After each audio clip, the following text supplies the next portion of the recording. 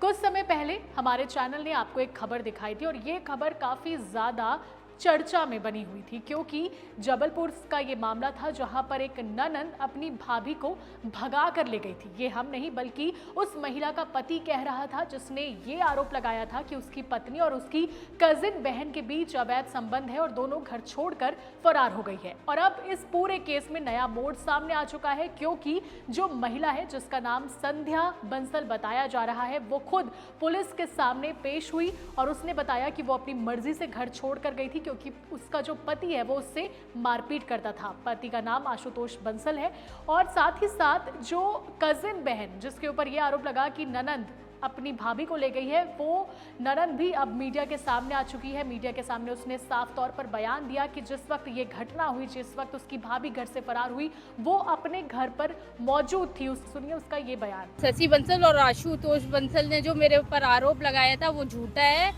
जिसकी पुष्टि थाने में हो चुकी है। ऐसा कुछ नहीं था। उनकी वाइफ मेरी एक अच्छी दोस्त थी और भाभी के नाते हमारी बातचीत होती थी। वो ये सब तो मुझे नहीं पता, वो जहाँ भी गई थी, पर उनने आके गवाही दे दी है। वो उनका कई जगह अफेयर चलता था, इसी कारण उनका आए दिन का विवाद था। इसमें गुम इंसान है संध्या बंसल करके, जो दिनांक 17/8/25 को अपने घर से चली गई थी, जिस पर उसके पति आशुतोष बंसल ने थाना घमापुर में गुम इंसान दर्ज कराया था।